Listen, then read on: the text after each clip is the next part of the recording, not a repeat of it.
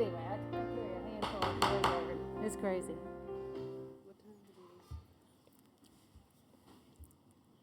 At this time, I'd like to call the regular school board meeting for the Colleton County School Board, February 15th, 2022 school board meeting to order. I'd like to say thank you for everyone that's come out this afternoon to see us and join this meeting with us. You're welcome. I hope you came to be involved and be informed. And at this time, we're going to go ahead and start our meeting. We're going to start with our agenda as it is written with the pledge, and then we're going to have the invocation by our very own Reverend Harry Jenkins. I'm asking everyone to please stand for that, please.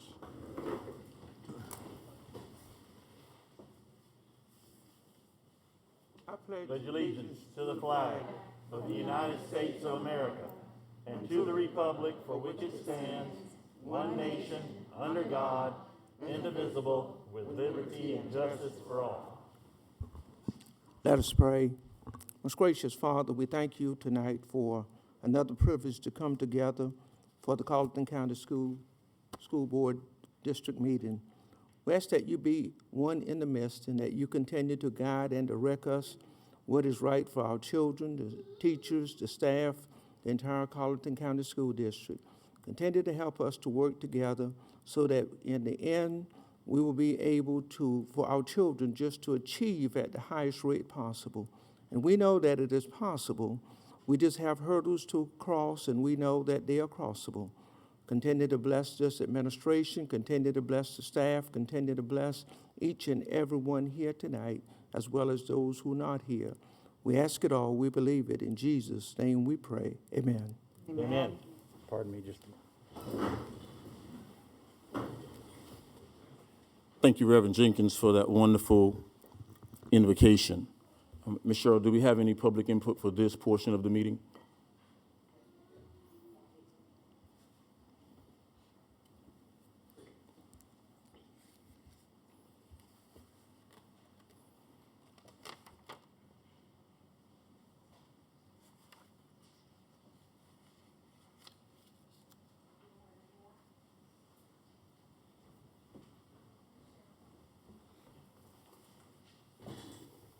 Excuse me.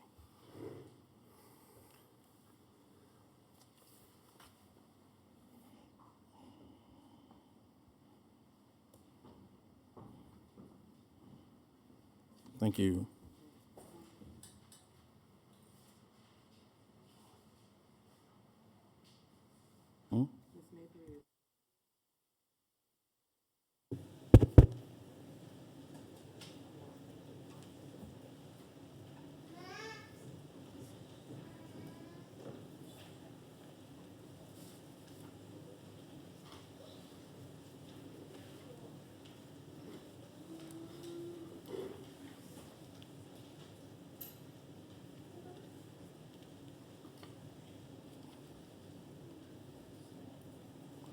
Board members, according to our agenda, this portion of our board meeting that has public input is slotted for agenda items only. I don't know if these speakers would like to amend their requests for public input at this time, but for agenda item topic, everything is not a part of our agenda. So you would have to speak on something that's specific to our agenda. So would you like to amend this to speak on something specific on the agenda or not? Everything on your agenda is to be addressed. Well, I need a specific topic. All right. It's up to you if you want to amend it or not. Policies, calendar, Policies, restrictions. we have two policies on our agenda. We don't have the calendar on our agenda. You do. When you try to hide it under the Aeronautics Commission meeting information. Okay, Ms. Flatten, would you like to amend and give me a specific agenda topic or no? Policy IPL, your portrait policy, the curriculum, COVID protocols. You can speak on one agenda topic if you would like. That is not in the rules or not in the announcements of this agenda. Or public input has never been a part of public input. Okay, Public input has always been open to all. okay, well, I'll give you one more option to give me a specific topic that you would like to speak on. Or else we'll move on. She's given a topic. She's given many topics. I've listed them all. You can't speak on everything that's on the agenda. You can speak on a agenda topic. Keep it within 3 minutes, I most certainly can. Okay, Ms. Flatten, I'm gonna ask you the last time, would you like to list one agenda item that you would like to speak on? Mr. Chairman, All right. it doesn't say on here one agenda item. It says agenda item topics only. It says, and there's an S at the end of topics. So there is not limitation to just one agenda item that this public is aware of. I don't know that we can change the rules as we go. Mr. Duffy, is there any guidance you can provide on this? Well, the rules for public input is governed by the chair, and I'm gonna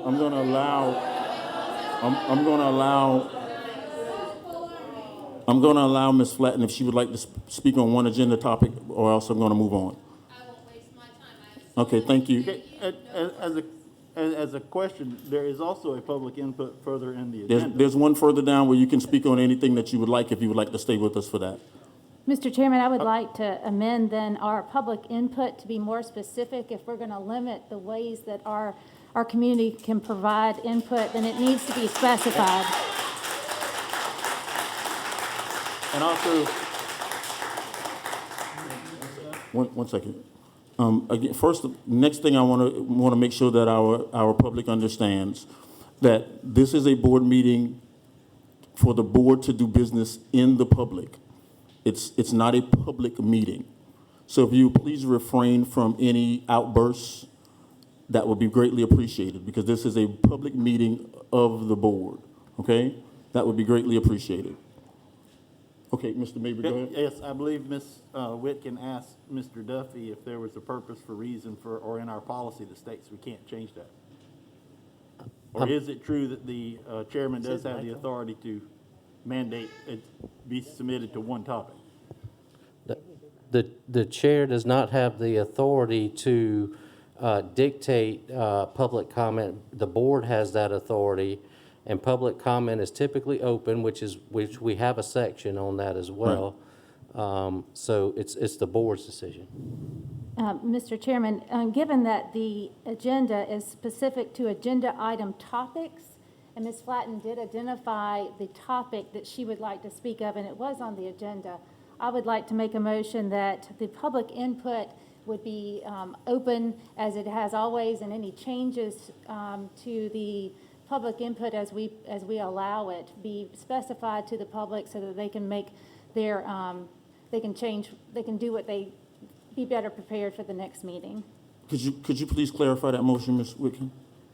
I'm not sure what you're asking to have happen. Well, I'm making a motion that the public input be provided as Ms. Flatten has requested, and not as the chairman has deemed specific to specific items. She gave many items that she wanted to speak of, and I think her public input is warranted. Okay, so essentially you're challenging the decision of the chair to Yes, I am. to allow public input to be limited to one agenda topic. She's making a motion to amend the agenda to open the first public comment to any topic available is what she's doing, not challenge any decision. Second. That's right. Okay, we have a motion to change the first public input on our agenda to allow the public to speak on any agenda topic that they would like. And we have a second by Mr. Mabry. Do we have any discussion? All in favor of that motion, please signify by raising your hand, raising your right hand. All opposed? It's in opposition. Wow. Thank you. Now, Ms. Shannon Dandridge. You wait for the public comment section? Okay, thank you. And Ms. Flatten, you have the same option to wait until the public comment section as well. That's later on in the board meeting. All right, thank you. Now we move on to our chairman's report. The first item in our chairman's report will be to approve the minutes from our regular board meeting for January 18th, 2022. Can I get a motion to approve those minutes, please? Mr. Chair, I'd like to make a motion that we approve the minutes for the regular board meeting on January 18th, 2022. Second.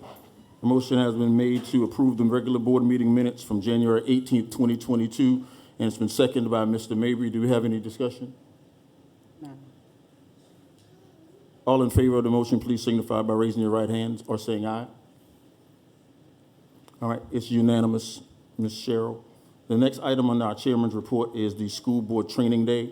That's pretty much just for information, board members. We have a training day planned for February 26, 2022, from 9 a.m. to 3 p.m. That's going to cover various topics. Of course, I'll get back with all of the board members to let us know exactly what topics will be covered. We'll have topics just off the top of my head to talk about things like board operations and a few other topics. Let me grab that right quick.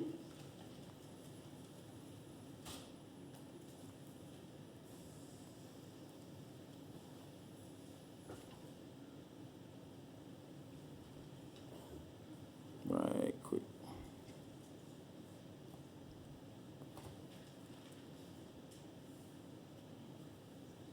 Teamwork and effective governing is going to be done by Cognia.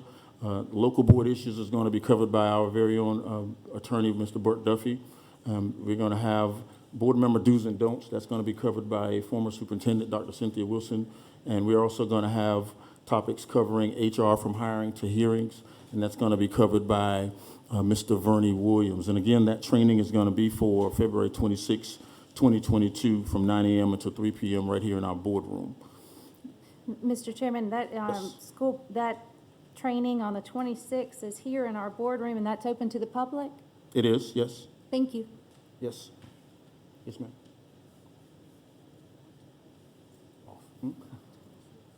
Yeah, that training again is for February 26, 2022. All right, the next thing under the chairman's report is the Airport Commission meeting information. As board, as you all well know, we met with the Airport Commission on last week, Thursday, I believe it was. Myself, Ms. Simmons, and Dr. Cave did a presentation to the Airport Commission relative to our sixth grade academy. And during that meeting was done in the public, and we informed the Airport Commission of what they would like to call, and we would like to call as well, a Plan B. I think the board is familiar with that. That Plan B involves us incorporating or constructing a new building that is going to be connected to our current sixth grade academy at our middle school.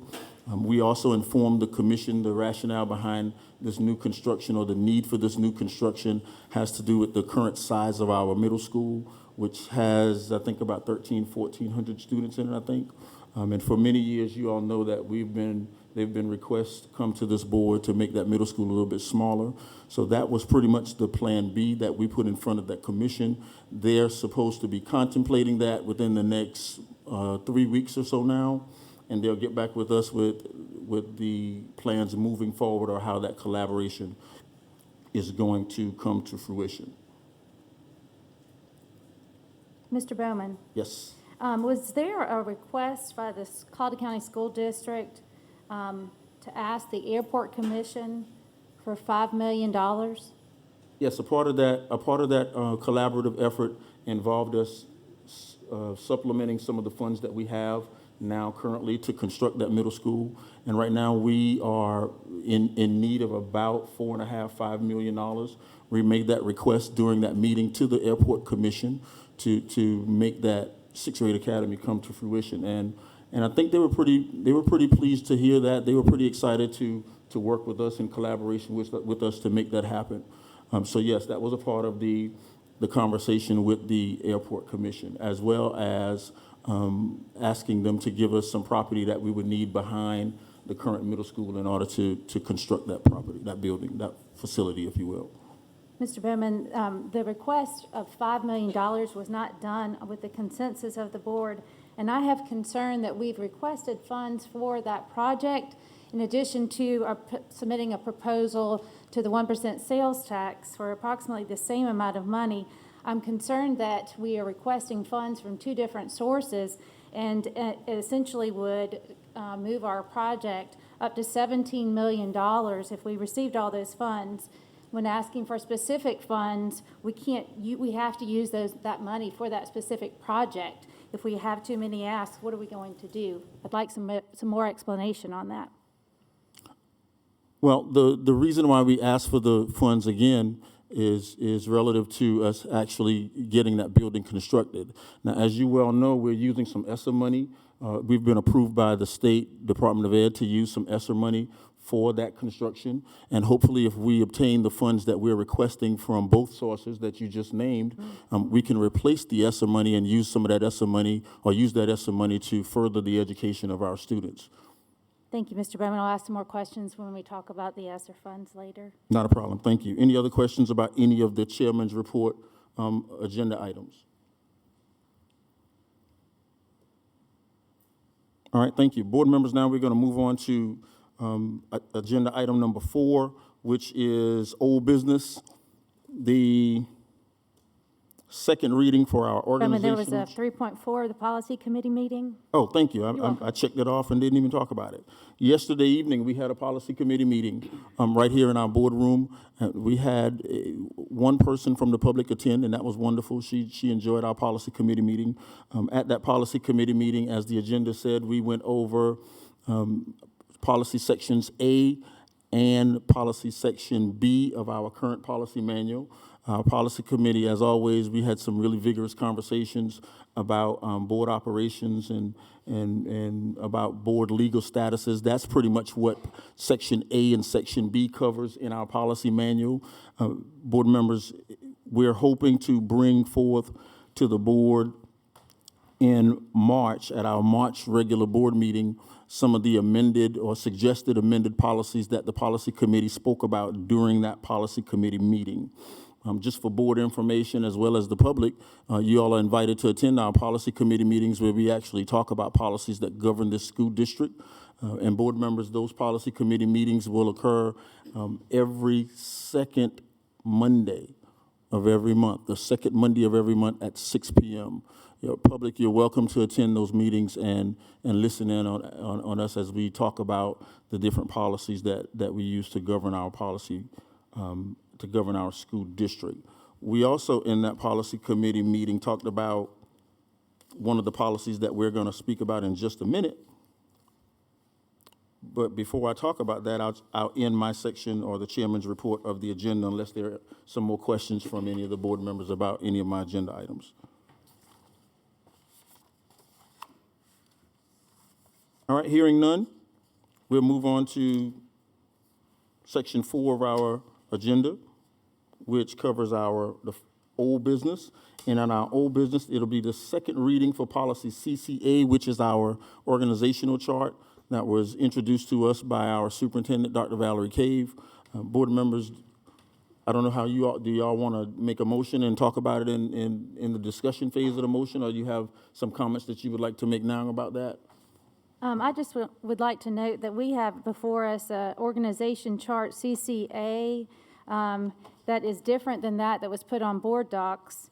There is a specific change to the board docs of a director that is not on the position, on this that I'm looking at, the hard copy. Mm-hmm. So before we discuss, I'd like to know which one we need to discuss. I think this is the one that we voted on last month as the first reading. Nothing has changed from that particular policy. That's not true. The one on board docs, Mr. Bowman, has a change of a director. The one that is before me does not have a change of a director. Would you like me to show you? No, the one on board docs.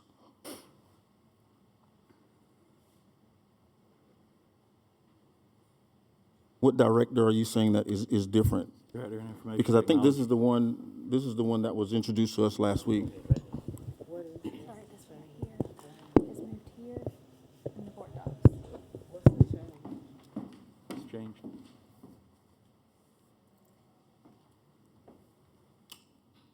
Okay, So there's two copies. I'm not sure which one we want to.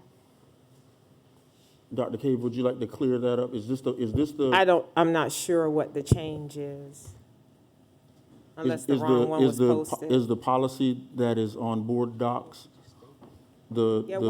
If Board Member Witt can just state it, she shouldn't have to approach me. She can just state it if she'd like. So I think she just want to show you what's on board docs. What's been presented is the one that's on board docs and the Director of Information Technology is in the computer there, and it hasn't. Oh, yeah, it was moved. Okay, so just let us know which one you want. Yeah, it was moved, I moved the Director of Information Technology from under the Assistant Superintendent of Learning Support Services, and I moved it under the Director, I moved it directly under the Superintendent. So you're changing, you want to change the policy? Yes, sir. To this? I didn't realize that, that was an error. Yeah, we can- It was an error when I first submitted it. We good? Thank you, Ms. Whitkin, for pointing that out to us. Yeah, no problem. So you want to change your CCA to this current one right here? I do, the one that's in your binder, yes. So, the Bert, we one can that's just in do your it. folder, where the Director of Information Technology, which is a reclassification, and a renaming of a position, and it's moved to under the Superintendent. I'm not sure if that requires So previously- an additional previous- reading or not, but the attorney will let It us will. know what needs to happen. It will, right? Right, Bert? So, well, first off, the version that I have in paper is the only version I've ever seen. I haven't seen the board docs. Me so, too, I hadn't seen it either. But, and it's the same as it always was. Right. If the board believed it was voting on the board docs version on the first reading, you would just need to do a second reading on the amended version to correct and move that up, that one item up, and give it second reading on that. All right, so we can just go ahead and do a second reading on this one that's presented to us tonight? As amended, I'm assuming amended. it's amended if it was Right. given to you differently. Okay. Yeah, so just for clarification, like Ms. Whitkin pointed out, the first CCA policy that we were presented with had the Director of Information Technology in a different area. Ms. Whitkin, where was that initially that you believe it was? Originally, it was answering to the superintendent as a director, and now it's been moved to answering to the Assistant Superintendent Learning Support Services underneath Director of Athletics. That is incorrect. So- Actually, the first time it was under the Learning Support Services. I want it to be moved directly under the Superintendent, Director of Information Technology. So the one that you have in your binder is the correct one that needs to be amended. Right. So Bert, let me make sure that we're doing this correctly. Between first reading, between first reading and second reading, you can amend a policy. Correct. I just don't know That- what we're amending. No, you can amend a policy between first and This second I reading. understand. I don't know where that position is moving because I have two different copies. It's moving to what's being presented to us tonight. Okay, so what, on board docs is not what we need? It was Dr. Cave? learning support. The one on board docs, if the, like Attorney That's Duffy different said. than what was presented, pardon me, in January. Ms. Whitkin, if you just let me finish the statement, then you can rebut. I don't mind you rebutting, but you can rebut. The policy that you see on board docs, if the board believes that that was the policy that we voted on for the first reading, that's fine. However, in between readings, you can amend a policy. And we will just vote on this one as an amended CCA, am I right? Excuse me, Chair Bowman. If you go back to the January 6th board docs and the organization chart that was posted there, and the one that you all read the first time, had the first reading on, is the same one that you have in your packet now. Unfortunately, the wrong one was uploaded for the one for tonight Okay. that's presenting for the second reading. Okay. But if you go back to January's board meeting, which is when it was first presented to you Okay. all, it is the exact same one that you have a hard copy of for right now. Good deal, Thank you, Ms. Okay. Rowe. good deal. Clear as All mud. right, so everybody understand what we're voting on? Clear as mud. Got it? You understand too, Ms. Whitkin? I do. Good. It was an error in uploading for this month's board meeting on board docs. And I thought that it was the opposite way. So thank you, Ms. But Riddell, that's- for clarifying it. Thank you. Yeah, that's okay. We could have voted on it anyway and passed it anyway as an amended policy. So, all right, board members, we're voting on what's in front of us, policy CCA, which is our organizational chart. So can I get a motion to approve the second reading for policy CCA organizational chart? Please. Mr. Chair, I'd like to make a motion that we approve policy CCA of the organizational chart, the second reading. Second. All right, a motion has been made by Mr. Harry Jenkins that we approve policy CCA organizational chart, and it's been seconded by Mr. Charles Murdoch. Do we have any discussion or any further discussion? Dr. Cave, can you tell us which ones of these positions are being added and are new?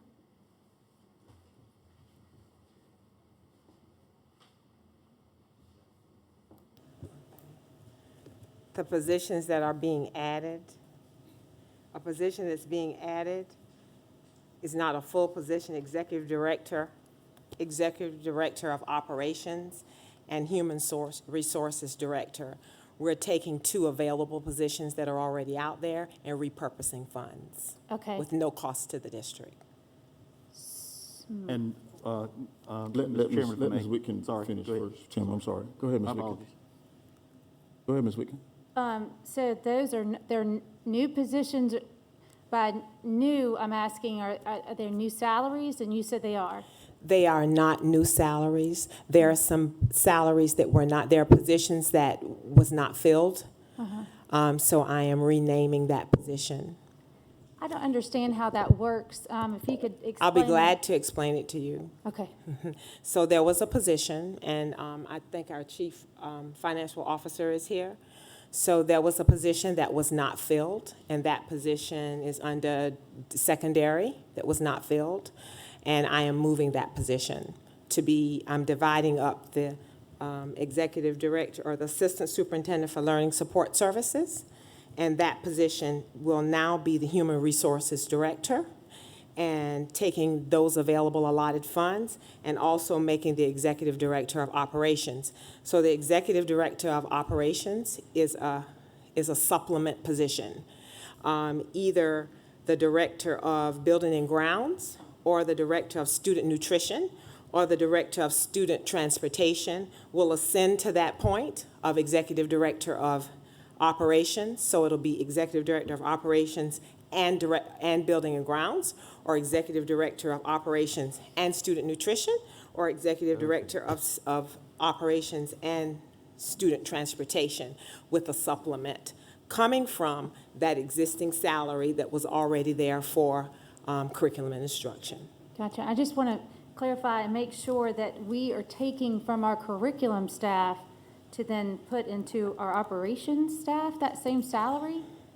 We are not necessarily taking from the curriculum staff. We're taking an available position that I did not use. I have decided to make sure that we have enough staff that will support the schools. So if you'll look under the Assistant Superintendent for Curriculum and Instruction, I actually have added content specialists there. I've added 6 of them, repurposing one additional one that's not advertised, which is one that was already out there for for early childhood, and then instructional techs. That also is an available position. So in actuality, curriculum and instruction gets more support. But those are still more added positions. But they're added positions out of other funding. Okay, so what funding is that coming from? ESSER. Oh, so we can use ESSER funds, Dr. Cave, for these administrative positions on the new organization chart, but we can't add paraprofessionals or any other teachers in the classroom? I'm not in support of this organizational chart if it's going to be ESSER funded. The organizational chart, ESSER funding, Ms. Whitkin, can be used for a variety of things. I'd like to see more things. Adding additional support staff, which we're adding additional support staff for schools, and that's what that is. Content specialists are directly related to academic recovery. So those positions are there under the percentage of money that we have to use for academic recovery. We're also using the instructional tech because we're in a virtual land, and we're adding that support for schools. I am not using any of the ESSA funding to be able to add administrative staff for operations or for administrative staff for the executive director, director of human resource. I'm not using ESSA funds for that. I support the effort of the curriculum and instruction additions, but I'm very confused by the HR and the operations. It sounds like another top-heavy decision. That is your right as a board member, if you feel as though it's top-heavy. Yes, All right. ma'am. I'm using available funding that's already there, which this board approved prior to my arrival, and I did not fill that position because there was not a qualified Position, applicant. but that was Yeah. a curriculum position, and so if it's It another was not a curriculum- curriculum decision, it was the former superintendent's decision. Oh. And as this current superintendent, I have decided that my organizational chart needs to look different in order to be able to transform the school district, which you hired me for. This I understand. I don't understand the funding. All right, thank you, Ms. Whitkin. Mr. Mabry? I'm good. You good? All right, again, we have a motion on the floor to approve the organizational chart policy CCA. That motion has been seconded by Mr. Murdoch. Is there any further discussion? Hearing none, all in favor of the motion, please raise your right hand or say aye. All opposed, please raise your right hand or say nay. All right, motion passed 6-1, with Ms. Whitkin being the no vote. All right, board members, we move on in our agenda. Next, we have a policy that I brought up before this board last month. If you remember, this portrait or board trustee portrait policy is basically a policy that is going to pay homage, if you will, to board members that has served this community for at least 28 years. I think that commemoration is extremely due, or those board members are worthy for that length of service, if you will. So at this time, the only I'll amend it. The only amendation to this policy is, board members, if you look at the policy, it says the portrait shall be 30 inches by 40 inches. We're taking that language out and we're just taking that size language out, 30 by 40 inches. So it'll read, the portrait shall be a framed photographic image. I'll do that as, do I have to do that as a amendation during the motion, Bert, or can I just? No, it needs to be a motion for second reading as amended. As amended, thank you, sir. So, the board members, at this time, I'd like to entertain a motion to accept the policy BL board trustee portrait policy, please. Mr. Chairman, I'd like to make a motion that we accept the BL policy for issued on 2022. Needs to state as amended in the motion. As amended. Thank you, Mr. Murdoch. Do I hear a second? Second. All right. A motion has been made by Mr. Charles Murdoch to accept policy BL as amended, and it's been seconded by our Vice Chair, Ms. Patricia Simmons. Do we have any discussion of this motion, please? Mr. Bowman, Yes, we yes, did Ms. receive Whitkin. some comment about this specific policy as it was presented, and I thought that maybe that there was a recusal in place possibly.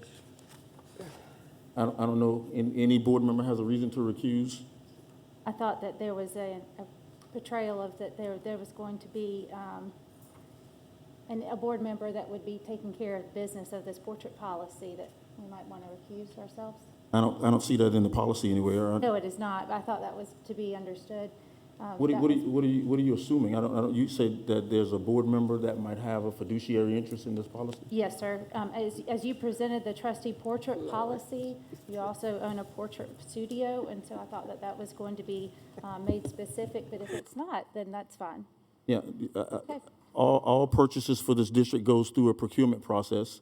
Are you familiar with that procurement process, Ms. Whitkin? I am. Okay. But did you want to say anything about that with regards to this policy so that there is no appearance of any specific? Okay. I mean, you can say whatever you want to say. That's totally up to you. I'm presenting the concern of an individual that emailed the entire board, and I thought you would address it at this time, but if you choose not to, that's fine. Yeah, that's fine. No, we don't, that's not something that we need to address. I mean, if an individual has a concern about our procurement process, then of course we have a procurement officer that they can contact Okay, if they will. nothing Right. specific you want to share? Okay. All right, policy I'm sorry, this motion has been made to accept policy BL, the board trustee portrait policy, and it's been seconded by Ms. Simmons. Any further discussion? All in favor of this motion, please signify by raising your right hand or saying aye. Aye. Anyone opposed, please say nay. All right.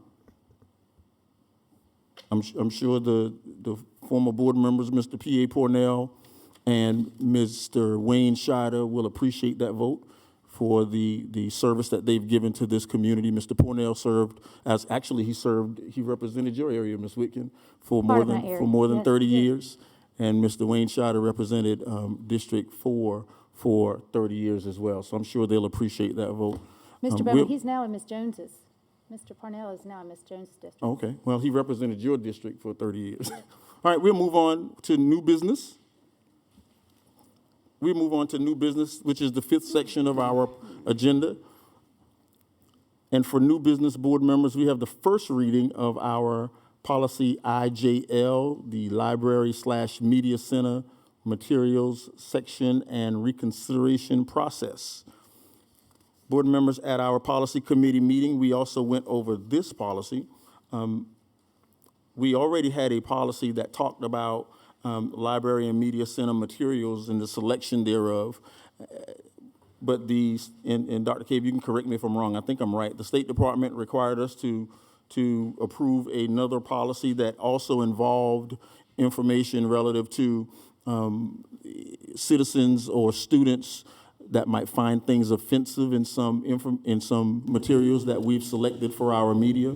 In this new policy, there are guidelines and protocols laid out to address such concerns.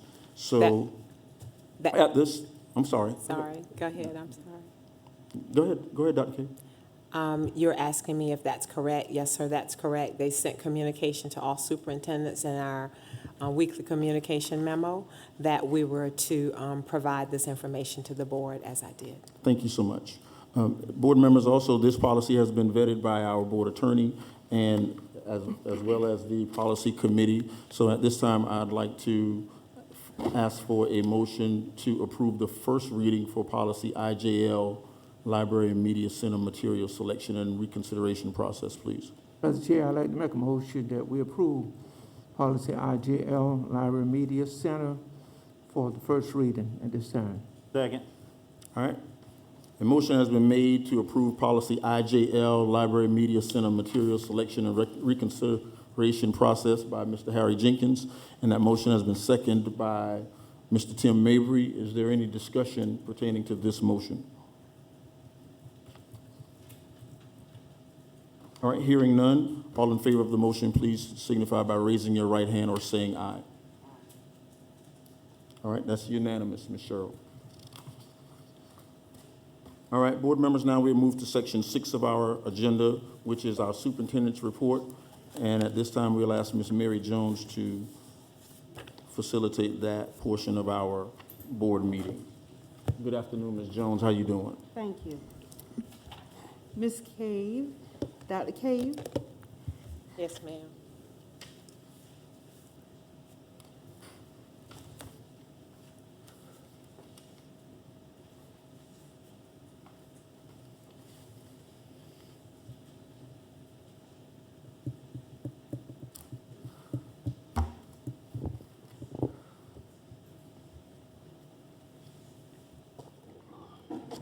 Good evening to the Board of Trustees and to all of our visitors in the audience. Good evening. I'll be brief this evening. Our focus is on district school improvement. I've been doing restructuring and planning meetings with the executive cabinet, curriculum and instruction, as well as technology. We've had principal leadership development as we do on a weekly basis, unless there is a need for me to counsel that, but that's very rare. We've been working on return on investment. We have many curriculum materials in the district, as well as digital learning platforms and various types of technology and supplies. So I'm looking to do a return on investment, making sure that what we're using in our building is working. If it's not working, then we'll move to something else or we'll do without that tool.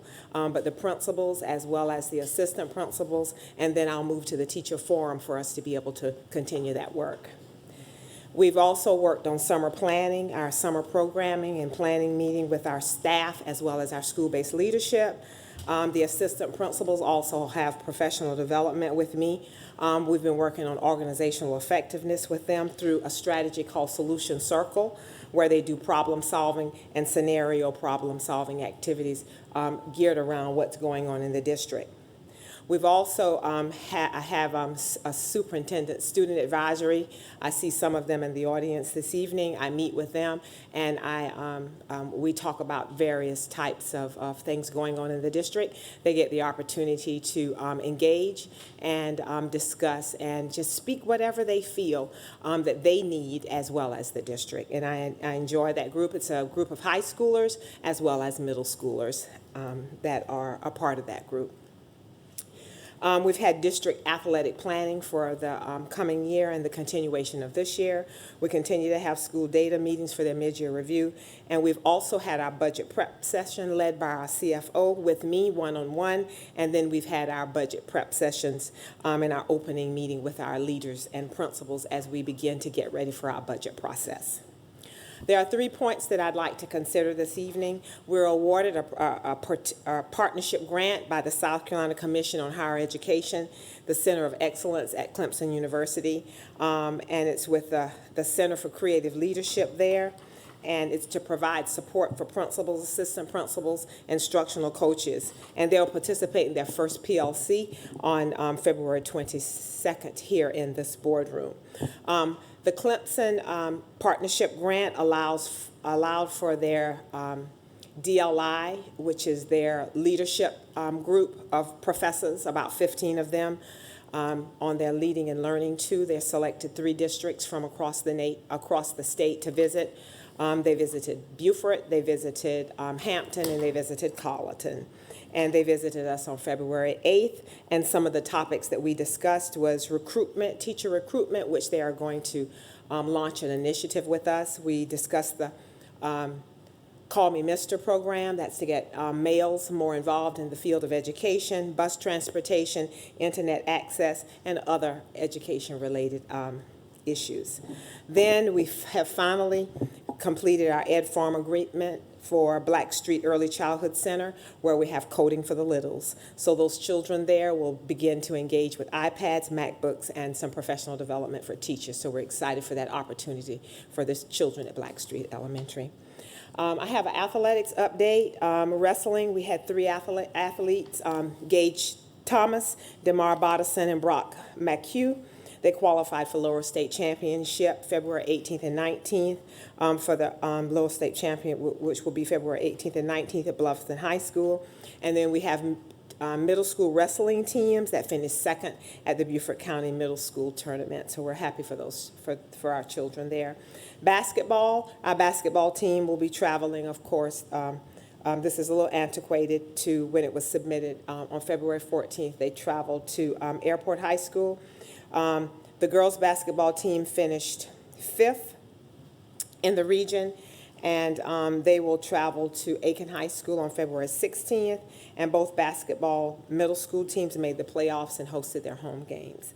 Our spring sports continue to move on, and that will be beginning in March, and we have tickets that will be available. And I'm happy to say that our boys basketball all-region, we have 2 all-region stars there, and that's Brian Hamilton as well as Deshaun Blocker. So congratulations to those students. Mr. McNeely will come before us and just give you a brief update on the safety and security report that was submitted to you, and then I'll come back to your front. Thank you.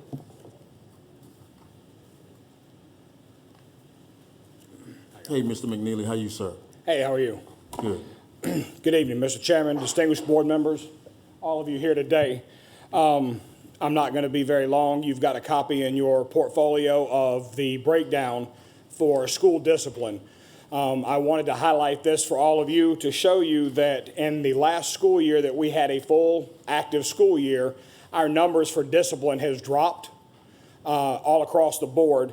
If you look at page 8 that's in your folder, it's the hearings by month to date for the year. You can see our discipline hearings that we have continued to drop. And just to give you an update, for the month of January, we're down to 13 hearings from the numbers we had previously.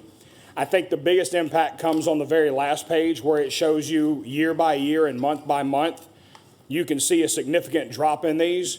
Just to highlight some of these for you and for the community at large, our discipline had decreases from 2019 to now as small as 17% and as large as 57%. And we are currently on track right now to have a 36% decrease in our discipline from 2019, which was the last full school year, up until this year. Are there any questions from the board? Board members, do you have any questions for our safety coordinator, Mr. McNeely? Keep up the good work. Thank you, sir. Mr. McNeely, I can say that in the almost 16 years that I've been on this board, this is the most comprehensive safety and security report that I've ever seen. You and your staff did a marvelous job presenting this information to the board. It was very informative, and I certainly appreciate the information that you've shared with this board in this manner. Job well done with this report. Thank you. Thank you, sir. Board members, any other questions for Mr. McNeely? Thank you, Mr. McNeely. Yes, sir. Thank you, Mr. McNeely. The report was outstanding. The COVID update, and Nurse Dangle is in the house, so she'll be able to provide some support if needed. As I do on every month at our board meetings, I provide you the latest data for our COVID. So our student positives, as of last week, this is the week of 2/7 through 2/11, we had 31 student positives. Student quarantine was 99. Staff positives was 9, and staff quarantine was 3. And I've also provided the cumulative average, the cumulative number there as well for you. I won't read all of the numbers. In elementary, middle, and high in district, I have divided those out as we always do.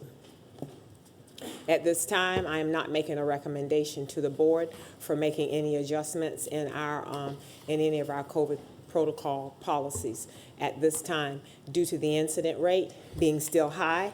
The 2-week cumulative incident rate is still high in the United States as well as in our Colleton, as well as in our state.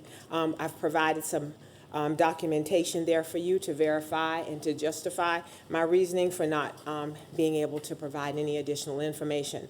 I do want to take the opportunity to talk with you just a moment about test to stay. That seems to be a topic that a lot of persons have been inquiring about.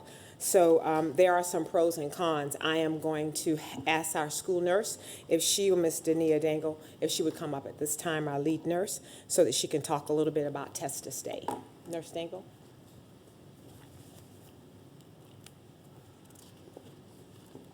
And she'll lead into some new information about athletics and extracurricular activities, an update that has been just released by CDC, and we'll make sure that we make that available to everyone tomorrow. Thank you. Good evening, board members. Hey, Nurse Dingle, how are you? Good. How is everyone? Good. Okay. Test to stay is not new. It's been on the table for a while. However, there are some pros and cons, or some pros and I guess challenges to test to stay. So some of the pros, of course, is that students will be able to remain in school even if they're unvaccinated, as long as they're not having any symptoms or asymptomatic. Learning can remain constant and uninterrupted. Rapid testing kits are available. We do have those here. We have home kits as well that we can give out to parents. So that is a pro, okay? And parents are eligible to test their students, so they wouldn't have to be required to be tested by a nurse or athletic trainer. The parents would be able to do that. But some of the challenges that not only just myself, some other nurses across the state we have met, some of the challenges would be to encourage our students to continue to wear their mask for the 10 days post close contact exposure. That is a challenge. Also, trying to find out which one of our students are actually asymptomatic. Are they showing any symptoms, although they're still remaining in school, but maybe not reporting them? Obtaining parental consents, that is definitely a challenge. Ensuring that the exposed students are tested on day 5. Attendance verification, making sure that attendance is recorded accurately in Power School so we'll know whether or not the students are in the building to be tested on day 5. And students who test at home can return to school on day 6 as long as they bring in that proof of the home test that was provided and the attestation form that would accompany that test.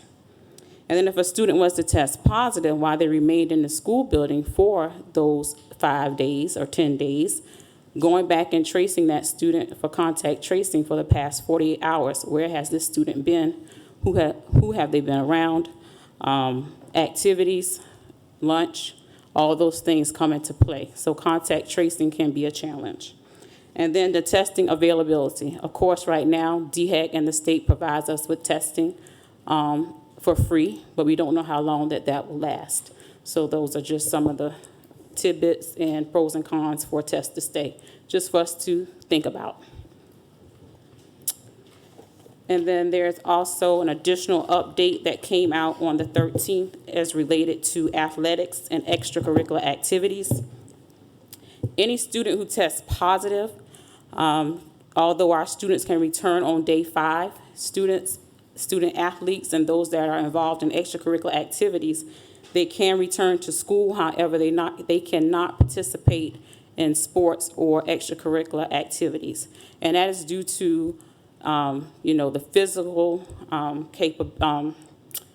physical actions of those sports and, chorus where they're singing, band, playing instruments, anything that would increase respiratory droplets is why they have to be restricted to stay out until day 10 and can return on day 11 for anyone who tests positive. And then our students who are placed in quarantine can return on day 6, of course, if they have tested on day 5 and tested negative. So that is the new update as it relates to athletics and extracurricular activities. Any questions? Any questions? Any questions for Nurse Dingle from the board? Go ahead, Mr. Mabry. Sorry. I guess that's on. Do you keep a daily tally from schools as to how many students, staff, and assistants within the school personnel are tested positive? Yes. Do you keep a tracker of those that have been sent home? Yes. Okay. And the reason I bring that up is from our January 6th meeting, the special meeting when we approved a correction to our COVID policy and days out. At that meeting, of course, I neglected because I didn't think about it. We did not take into account of anyone that was already under quarantine. And the board had adopted a policy and change. My question is currently right now, if someone tests positive, they're out for 5 days. If they test negative on the 5th day, they can come back, or the 6th day, they can come back and still have to wear a mask. For anyone that tests positive, they stay out for 5 days. They can return on day 6, and they should continue to wear their mask. Okay. All right. Okay. I guess this is a question that it'll come up later under human resources. I'll let Mr. Warren get prepared. I just have some questions I want to ask concerning. We adopted a policy, which is we're not in that part, but I'm just trying to get my head wrapped around it. That we didn't take into account the time that we were requiring those folks to stay out for 10 days. We required it at that point. So, okay, thank you. Thank you. Any other questions for Nurse Dingle from the board? Nurse Dingle, I'd like to ask about the recommendations of DHEC as provided on the 13th. And also, Dr. Cave, you're there as well. I know we're talking about recommendations as far as protocols and masks, but on the 13th, DHEC did provide new recommendations. DHEC no longer strongly recommends universal mask wearing in schools. However, they do strongly encourage individuals to mask, and if that could have impact on how we operate possibly looking at the consideration of our policy on mask mandates coming up? There are several factors that will come into play as to when we think it will be safe to remove the mask. That includes the countywide data, state data, and of course, our current numbers. Sure. Thank you. Thank you. All right, thank you, Nurse Dingle. Did you talk about the athletics? Want to make sure. Okay, that concludes my report at this time. I'll be happy to address the COVID leave policy if you'd like to, or we can address it at a different time. Well, we'll move on with the last item in your report, Dr. Cave, which is the overnight field trip request. Yes, sir, most definitely. So we have several overnight field trip requests. We have 3. The first one is for our culinary arts. The students previously went to a competition where they had to qualify, so they did qualify, excited about that. So they will have the opportunity to go compete at South Carolina Pro Start competition. They leave on March 6th, and they'll return on March 8th. I'd like to ask permission for 4 students who qualified. There's 3 adults who will be going along with them, and the chaperone. That'll be 7 students, 7 persons traveling for that. Do you want me to do them individually, Mr. Bowman, or do you want me to do them, do you want me to do them all together, Chair? I think we can, whatever's comfortable for the board, whoever makes the motion can decide whether we want to approve them all at one time, or you want to do them individually. I'm just going to call for a motion, and whoever makes the motion will set how that's approved. It's however you want to do it. I can go through all 3 of them, or we can do I'll make a one, motion. and you can Make a vote. motion. Go through all Okay. 3 of them, All and then right. when I call for a motion, whoever makes the motion will decide how we want to approve them. Okay, so the first one was for Pro Start with TCTC. The next one is for the varsity softball team to be able to travel to Aiken to their tournament, and they will leave on April 1st, and then they will return on April 2nd. They're asking to be able to stay overnight because they are playing for 2 days, so I support them being able to do that. And then the third one is for our robotics team to go to the FTC South Carolina State Championship, and that trip is to Columbia. They will leave on the 25th, and they will have an overnight trip, and they will return on the 26th. I as well support that. The softball team is 20 students and 2 chaperones, and the the robotics team is 6 students and 3 adults, totaling 9. I'd seek your permission and approval for our students to be able to travel and compete and enjoy those trips. All right, board members, we have 3, Yes. 4, That's all I have is 3 3. overnight field trip requests that's presented to us. I'd ask for a motion to approve those overnight field trips requests, please. Mr. Chairman, I make a motion that we approve the 3 overnight field trips for the students of our district. Second. A motion has been made by Mr. Charles Murdoch to approve the 3 overnight field trip requests presented to the board on 15 February 2022, and it's been seconded by Mr. Mabry. Do we have any further discussion or any questions about these field trip requests? Yes, Mr. Chair, I have one question. Yes, sir. Go ahead, Mr. Mabry. On the softball portion of it, Dr. Cave, you stated there's 20 students and 2 chaperones. Yes, sir. Does that fall within our district guidelines? It does fall within our district guidelines. I wanted to make sure that was. Yes, sir. so they- It But yes, does. ma'am. Thank you for asking. Thank I want you. to make sure. Yes. All right, any other discussion? All in favor of the motion, please signify by raising your right hand or saying aye. It's unanimous, Ms. Cheryl. All right, Dr. Cave, thank you so much for your report. I'm just going to stay if that's okay. You're just going to stay? Yes, sir. Okay. Student staff recognition is number 7 on our agenda. Ms. Sharon Whitkin. Student recognitions, Dr. Cave.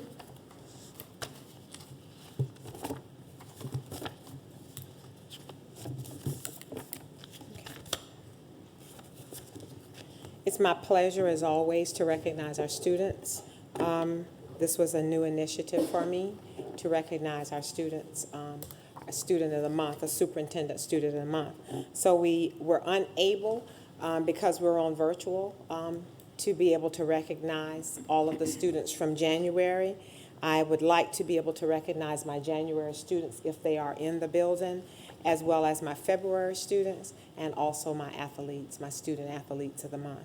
So I will begin with Ivory Green. She's from Blackstreet Early Childhood Center. Is Ivory here?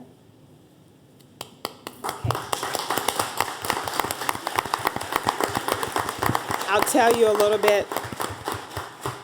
Mr. Warren and Ms. Williams will assist me. Ivory was very shy and stayed to herself at the beginning of the year. She's become more confident and outgoing. She's made a lot of new friends, expresses her ideas and thoughts. Ivory has a smile on her face, and it never stops. She does what is asked of her right away. She tries to do the best thing in everything she does. She knows how to be a leader and not a follower.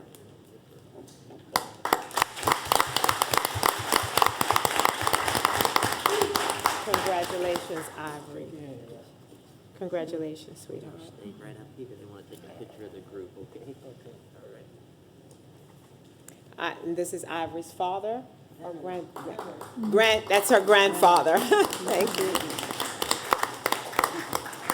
you. Next, we have Jaden Jenkins. Is Jaden here from? All right, wonderful. Jaden has worked hard to improve his math grades. He's asked a lot of questions when he's not sure about the procedures. He has the highest math score in his class. He is an awesome reader. Jaden also loves his 5 cats: Cheeto Puff, Cheese Ball, Scratchy, Garfield, and Mittens. As for right now, Jaden plans on becoming a teacher in his future. Thank you so much.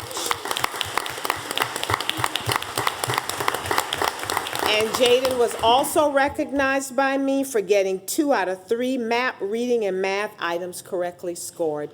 Good job, Jaden. Thank you. Jaden Jenkins. Is Jaden family here? I'd like to recognize his family. Wonderful. Thank you. Next, we have Jamari Cohen from the middle school, and Jaden is from Hendersonville Elementary. Apologize, Jaden, for not recognizing your school. Jamari is from Colleton County Middle School. Is Jamari here? Okay. Well, we will make sure that we recognize Jamari. Jamari is a pleasant student. He meets the goals and objectives and milestones of all of his courses. And he set a personal goal of no longer needing any academic support, and he met that goal. So we'll make sure that Jamari gets all of his. We recognized DeAndre Hicks before, but DeAndre, are you here again tonight? Okay. So DeAndre Hicks is from the high school. We recognized him before, but we'd like to congratulate DeAndre. He came to get his prize. Wonderful. DeAndre consistently shows excellent progress. He has an A average in all of his classes. He's being helpful and industrious. And it just comes naturally for DeAndre. Students and staff know that they can count on him when they call upon him. And he's also a distinguished delegate. He received the Distinguished Delegate Award. Congratulations, DeAndre. Is any of DeAndre's family here? All right. Is your family here? No. Family. All right. All right. Suzanne Flowers is our adult learner. Is Ms. Flowers here? Thank you. Ms. Flowers is committed to her success in the classroom and has increased her mathematics skills and her 50 instructional hours at the Adult Learning Center. She is an honest individual and willing to share the challenges and willing to help all of her colleagues by possessing a high school diploma with younger learners, and is a true ambassador for adult education. Thank you so very much.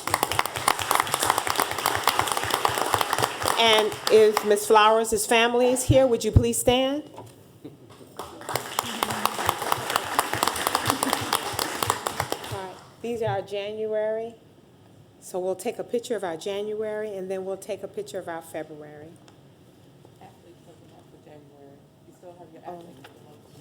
Oh, hold on just a moment. Ms. Riddell keeps me on task there. So I have to do the January student of the month, right? Yes, student athletes. So that first person is Adam Buckner. Adam, are you here? Adam Buckner is our student athlete of the month for basketball, currently averaging 8.7 points and a 6.7 RPG, while he's also having the second best GPA in his class. Adam is an extremely hard worker and very reliable young man who's willing to do whatever it takes for his team to be successful, and that was written by Coach Mullins. Then we have Bailey Cox. Bailey, are you here? I'll continue with Bailey. Bailey is on volleyball, and she's a sophomore that plays varsity volleyball and baseball. She's being nominated because she's a true all-around athlete. As a student, she's smart and very respectful and does well in school. I couldn't think of a better person to be able to receive this award. Congratulations to Bailey. Then we have Olivia Brown. She is middle school chair. Is Olivia here? I'll talk a little bit about Olivia. Olivia is the epitome of a student athlete. She's the captain of the middle school cheerleaders and displays true leadership. She is diligent and patient, but most of all, she's coachable and willing to help others. She's excelling academically in her class, and her coach is very proud of her. Congratulations to Olivia. And I apologize already if I'm going to pronounce this name incorrect, but I know the first name is Devon, and it might be Thiessen or Thayson. Middle school wrestling and middle school volleyball. Devon, is he here or she? Reflects leadership in the classroom as well as on the mat and in the football field. He puts his teammates before himself and always strives to be successful. So congratulations to Devon. Now we're ready, I think, to take their pictures. Thank you.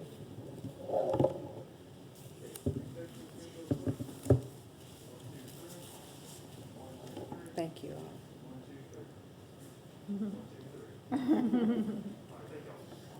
Thank you. I ask your indulgence just a few more minutes because I need to recognize my February students as well. So our first February student is from Blackstreet Early Childhood Center, and that's Corbin Fowler. Corbin, is Corbin here? Oh, there we go. There we go. Corbin has been making wonderful progress this year, both academically and socially. He has come a long way from the beginning of the school year and has become more confident in his abilities. Corbin earned high achievement and high growth on both his reading and math winter math assessments. Corbin is friendly to everyone and is always willing to help a friend in need. He looks out for his classmates. Is Corbin's family here? If Corbin's family, would you please stand?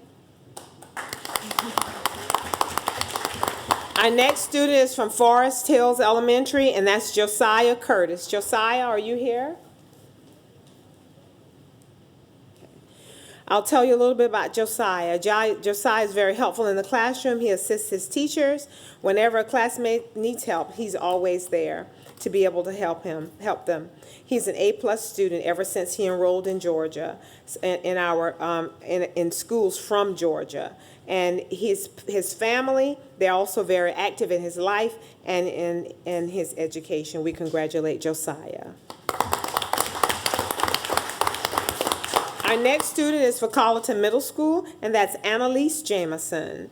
Annalise, wonderful. Annalise is a very conscientious student who strives for academic excellence in the classroom as well as outside of the classroom.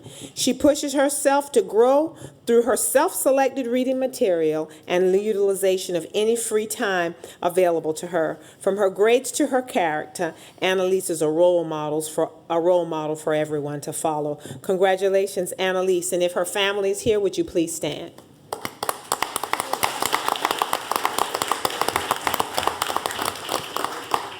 Our next student is from Colleton County High, and this is Nikwi Agina. Is Miss Agina here? All right.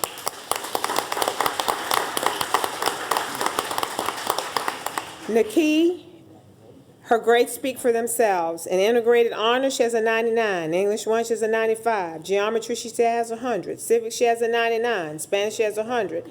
Agricultural tech, she has 100. Instrumental music band, she has 100. She's always willing to lend a hand to help everyone, and she's highly respected by her peers and an outstanding student. Congratulations to Ms. Agina.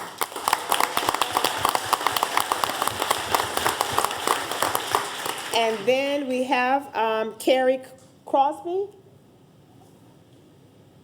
Carrie Crosby is our adult learner, and she's advanced from her initial placement into her skills to upgrade her program where she's mastered her basic academic skills to general education development preparation.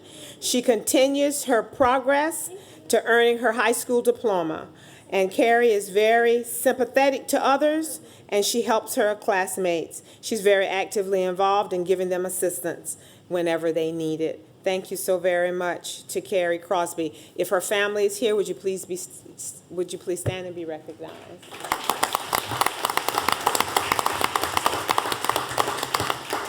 And we'll continue with our athletes for February, and we have 4 of those athletes. The first one is Bethany Monroe.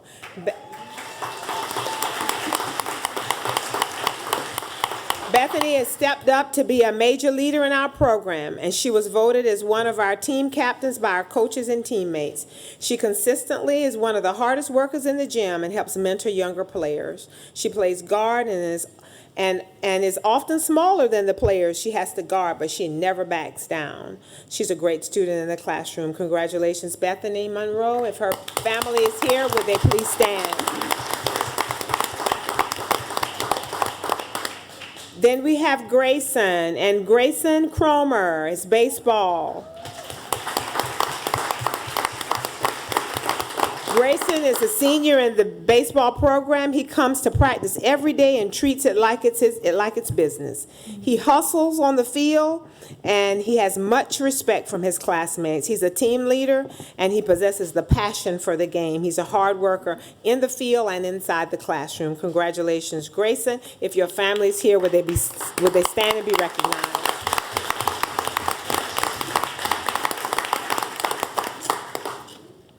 I hope I say this right. Zyomara Oxner. Is that right? Did I get? Would you please tell me how to say it? Tell me how to say it. What is it? Zamara. All right, Zamara. Thank you, Zamara. Zamara is an 8th grader at Colleton Middle School and a top scorer on the team. She helped the girls' basketball team finish the regular season record of 8-0. Zamara is currently playing on the varsity basketball team at the high school. She's doing an excellent job and a great asset to the Lady Cougars. Congratulations to Zamari. If her family is here, they can stand and be recognized. Thank you. And then our last athlete is Timothy Monroe. Is Timothy here? All right, he's not here today. But I'll talk about Timothy. Timothy is a second-year player, 1-year starting guard, and he's very respectful, soft-spoken man, but he has improved tremendously as a player. Proud to have been able to coach this young man. His coach says he has a high confidence in himself, and he has energy on the field. Congratulations to all of the February athletes of the month, as well as the students of the month. Thank you.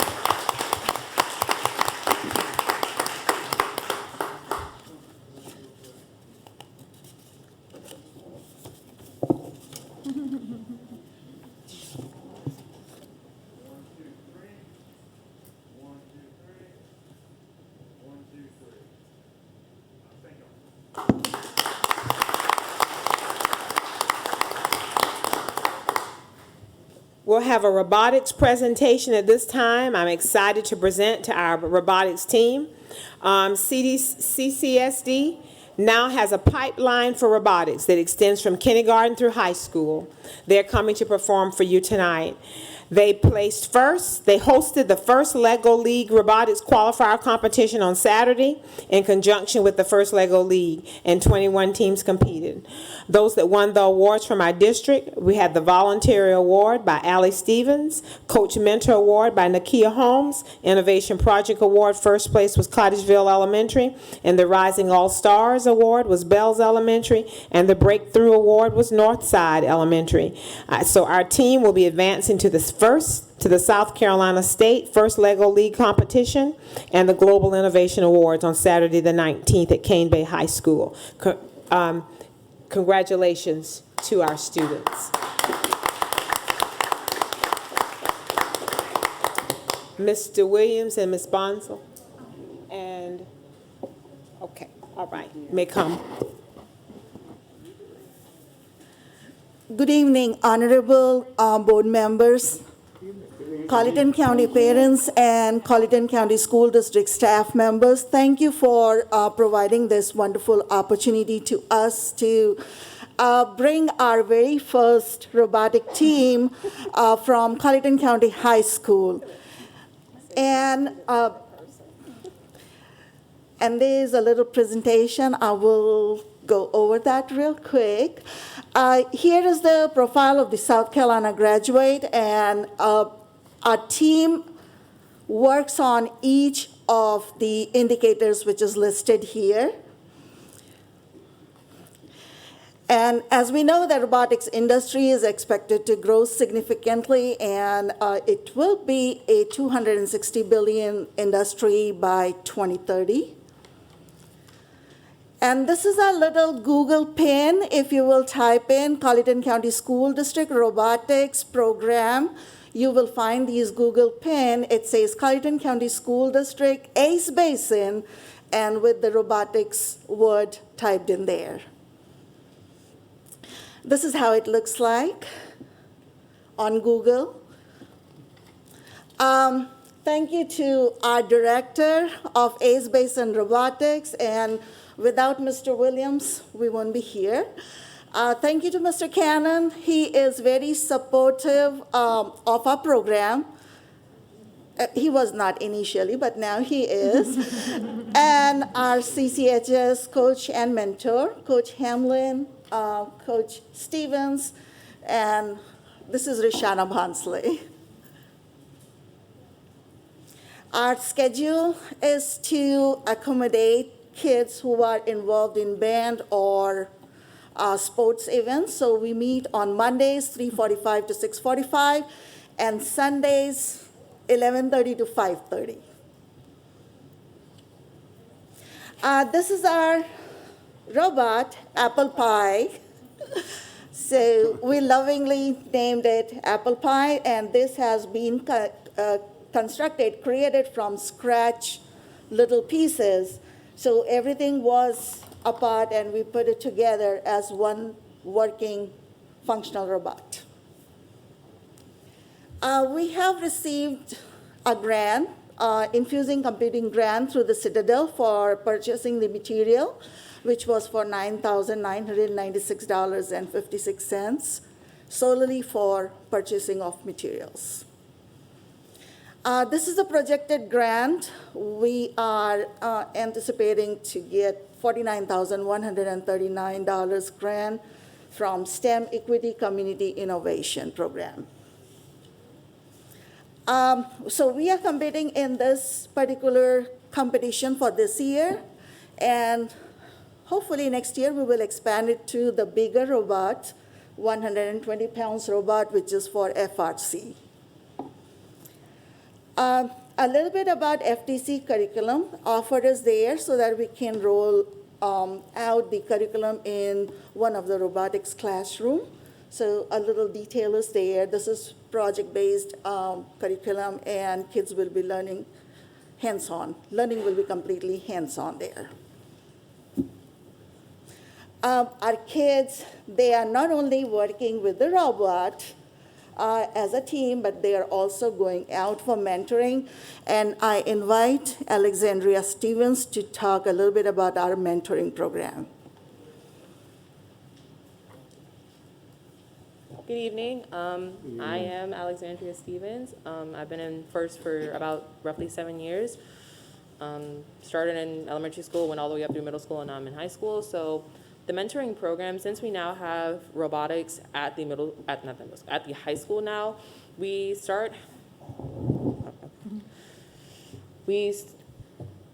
gives us the opportunity to mentor our younger siblings. We are in FTC, First Tech Challenge, and the people in the middle school are in First Lego League. They're the league below us. So we act kind of as the big sister, big brother to them. We go to the middle schools, we give them advice, we help them out with what they're doing in their league as well. So it allows us to, with this full-blown pipeline now, it allows us to have a big sibling, little sibling relationship with the middle schoolers, the high schoolers, and the elementary schoolers. So this program has brought us all closer together.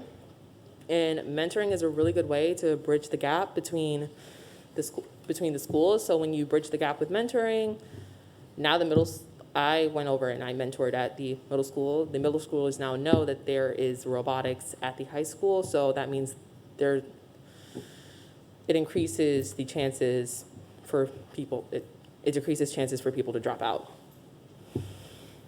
Drop out the program, and it raises student retention of the program.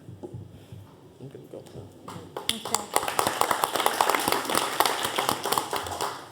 Thank you, Ellie. And this is the picture from February 12th when Ellie created these little Lego blocks, and she made it personal with the name of little kids on it, with little icons, honeybees, and all those different icons were there.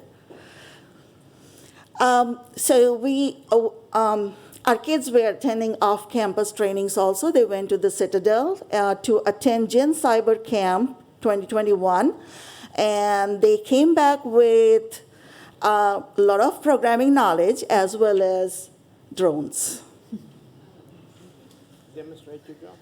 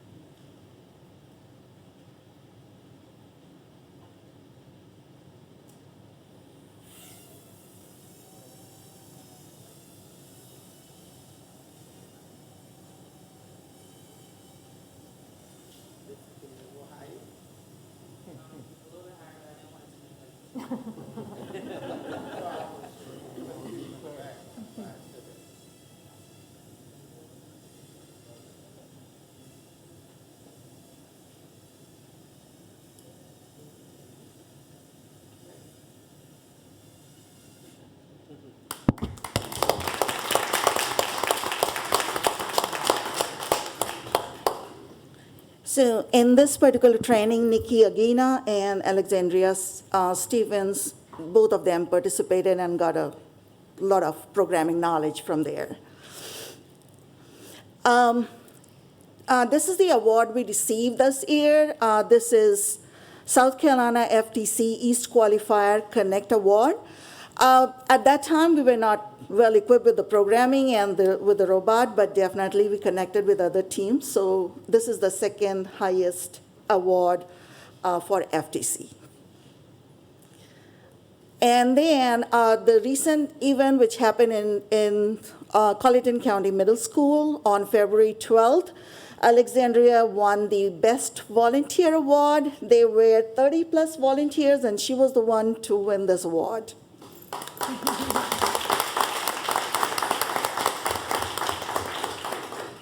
I thank you once again, and here's the little showcase of our apple pie. And Nikki will talk a little bit about the programming part. Kamal will give us mechanical knowledge about the robot, and they will run the robot for everybody. Thank you. Hello. I'm Nikki Aguina, and I'm one of the programmers for our high school's FTC robotics team.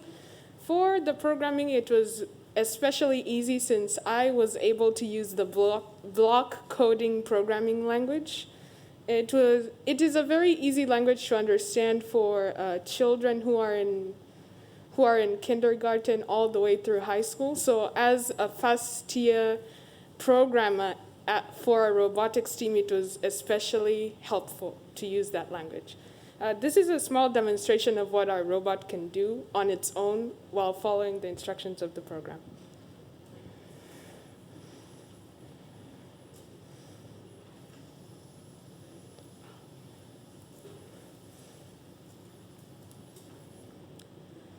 As you can see, the robot did move, but that's what our robot is supposed to do during an autonomous period of our robotics competition. That's where the robot moves on its own without being controlled using a gaming controller.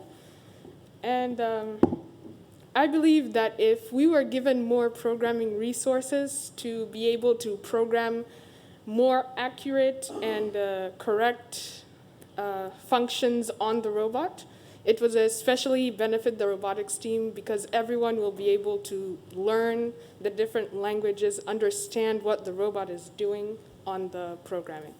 Come on. Oh, I'll try it once again.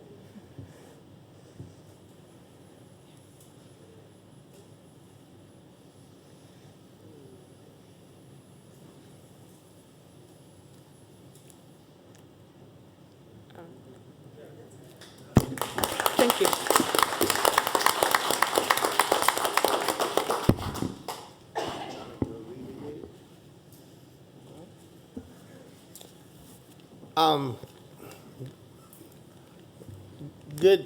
Good evening to everyone. Thank you. I know we had 10 minutes. We probably have gone over that, but I just want to thank the Carlton County School District from the board all the way down and all the administrative staff. Just a few points of correction, and it's my fault, but it wasn't Northside that won that award. It was Forest Hills. And as soon as I put the memo out, I got a call from Forest Hill immediately. So it was Forest Hills. And so, and also, I didn't know until this morning, Dr. Cave, that Cottageville, because they had first place in the Innovation Project Award, goes to state to compete for the global initiative.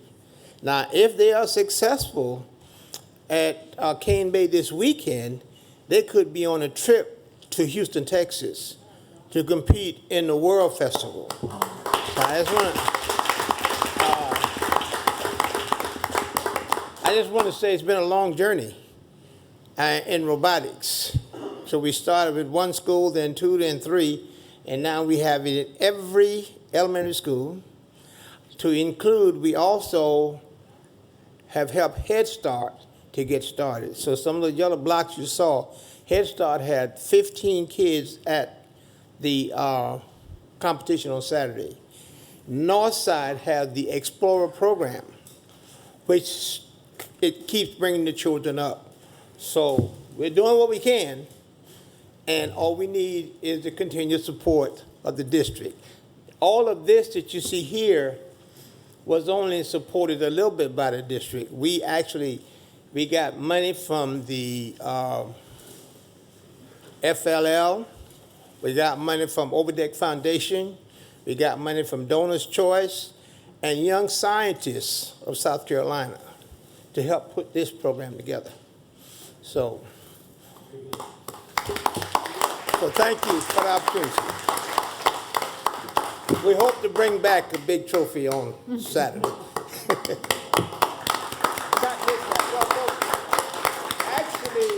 Actually, we're going to be competing at Cane Bay this weekend, and the following weekend, we are in Columbia for this. So you can see we have a busy 2 weeks. Thank you, Good luck, Mr. Mr. Williams. Williams.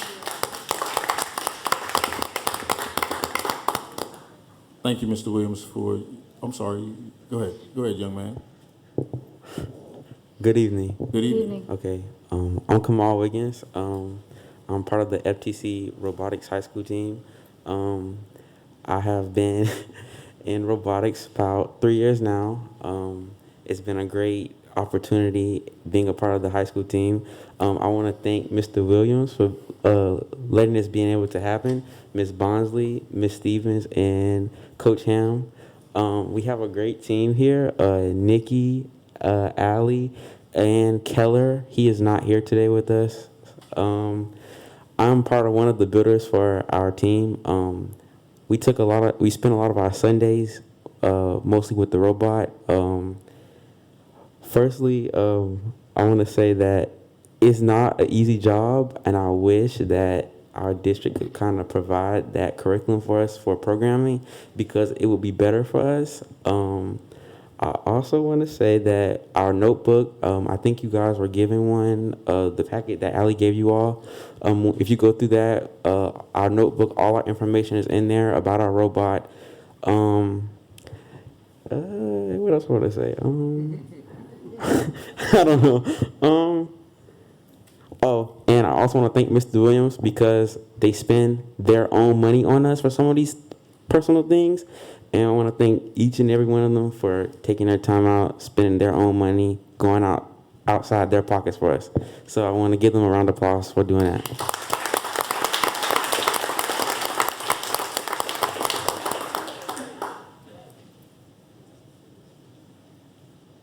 Thank you, robotics team, for bringing us that beautiful presentation.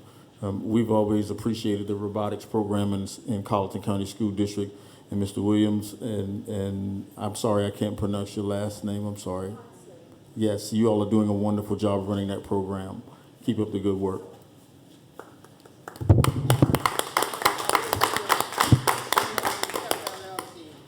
We hear you loud and clear about the resources. Thank you all. We hear you about the resources. Thank you so very much to our robotics team and all the sponsors. They do a marvelous job with the students. And we do hear you about the resources.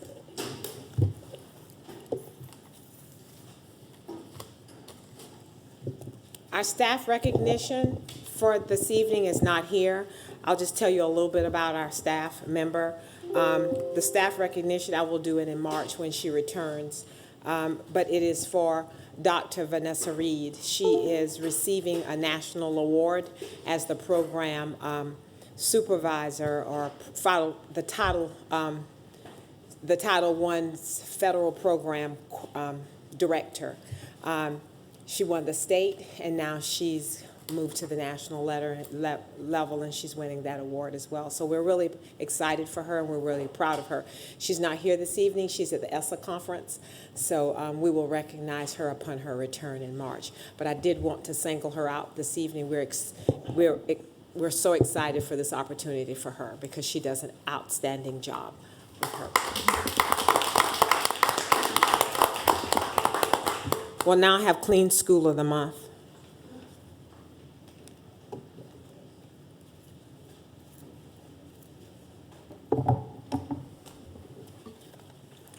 Good evening. Good evening. Again, it's a pleasure for me to come before you to share the Clean and Safe School of the Month for the month of January 2022. And our guys, I just want you to know they're doing an outstanding job under these conditions. You know, we're having to deep clean at least twice a week and having to take care of everything as it comes about. And I want to thank the entire staff at all the schools for doing an outstanding job. Okay, with that being said, on third place with a score of 77, Forest Hills Elementary School.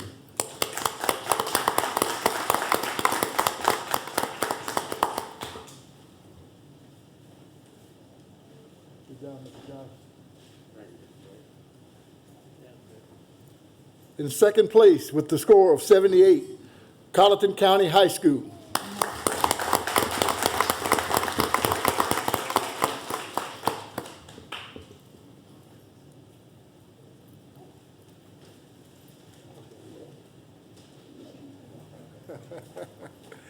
And in first place with a score of 79, Northside Elementary School.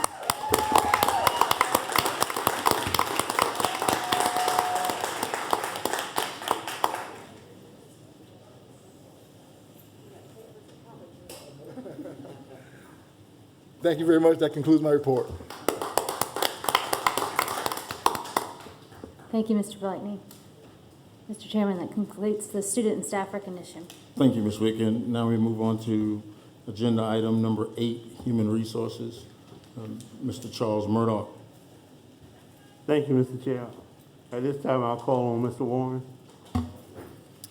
Thank you, Mr. Murdoch. Good evening, board members. Good evening. You have my Human Resources report before you. Just a few highlights of some things that I want to mention to you. Of course, February ramps up our recruiting season for next year, so we have a schedule of job fairs. I'm pleased to say that we are going back face-to-face for job fairs throughout the state. I went to Winthrop last week.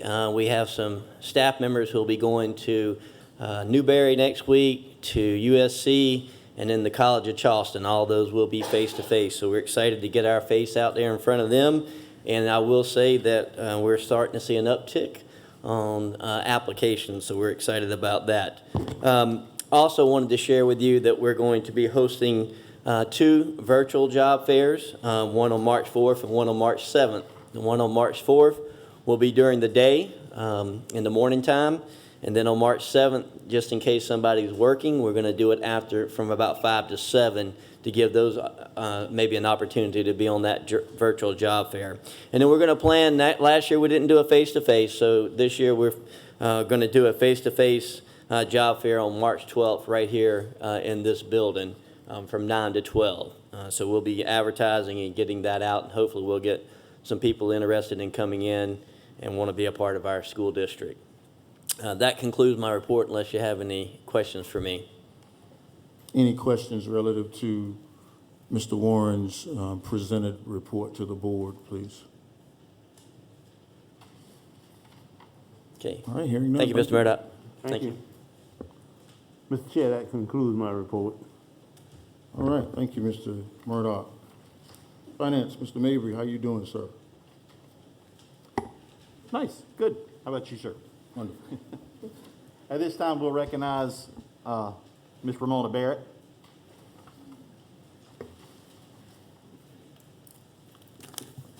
Thank you, Ms. Mabry. Good evening to the board. Just want to go over what's going on in finance.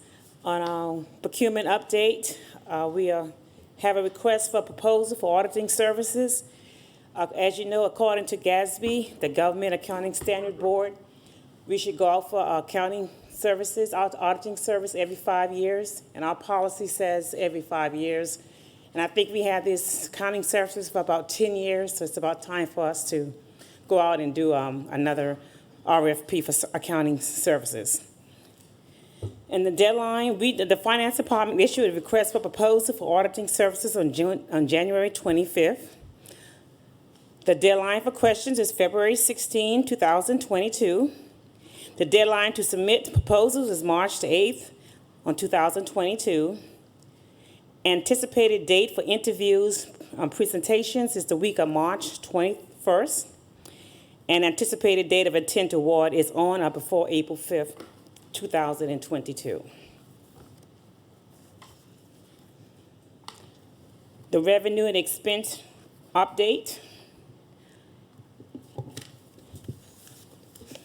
On our revenue side, for our local funding source, compared to January of 21, compared to January of 22, we had a decrease of revenue from our local source of $535,542.42. Our EFA funding, we had a decrease of revenue of $73,223.70. Our EIA funding, we had an increase, is not of 26, but it's $264,371.30. And our federal funding, we had an increase of revenue of $1,780,894.04, and this is normally due to probably because of our ESSA funding, and we're claiming more ESSA funds now than we did before. Food service had an increase of $79,256.16, which we had a total of overall increase in our revenue for $1,515,749.38. On our expenditure side, our general fund, We had an increase of expenditures of $144,713.05. We had a decrease in our special revenue expenditures of $37,670.35. And our federal fund, we had an increase of $593,148.45. In food service, we had an increase in expense of $144,262.93, which gave us a over total expenditure increase of $854,454.08. Does anyone have any questions on any of those?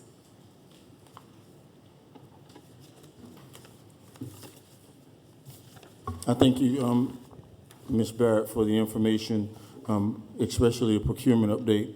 I know, Ms. Whitkin, earlier you had some questions about procurement that you would like to ask Ms. Whitkin. Ms. Barrett? No, the question was with regards to the policy, so no questions. Thank you, Ms. Barrett. You're welcome. Are you sure? Because I felt like you were kind of questioning my ethics in thinking that I would write a policy that would be biased to me. No, I wanted you to disclose that at that time, but you chose not to, so that's fine. I completely understand the procurement code as it's written. Thank you, Ms. Barrett. Okay. I just wanted to make sure that you have an understanding for that. Thank you. All right. Yes, ma'am. Okay. Any other questions for Ms. Barrett? Okay. We have some action items, our monthly revenue report, our monthly board budget report, and our capital budget report. These are all action items that require the board. All right, can I get a motion to approve the finance reports, please? I don't know if whoever do the motion want to do, well, we can do them individually, I guess. That'll be the best thing to do. So get a motion to approve the finance report. No, I'm sorry, the monthly revenue update. Mr. Chairman, I make a proposal make a motion that we approve the monthly revenue updates. I would also like to go ahead and make a motion that we accept the monthly budget report and the capital projects report. Second. And the ESSER update report. Second. But the ESSER doesn't need an approval. It doesn't need an action. So you just want to do the three finance reports? Yes. All right. Only the three financials, please. Yeah, thank you, sir. My apologies. Yes, sir, no problem. Thank you.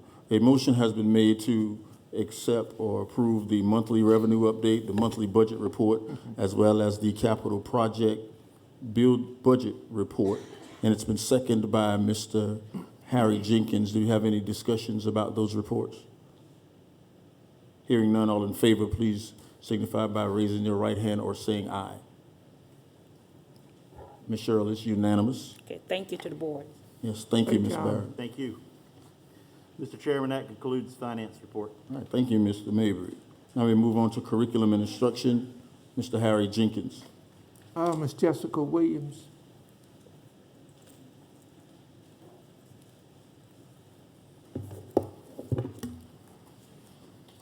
Thank you, Mr. Jenkins. Good evening, board members. Good evening. You have a copy of my report, and just to summarize my report, the district will have professional development for teachers and staff on this Thursday, February 17th.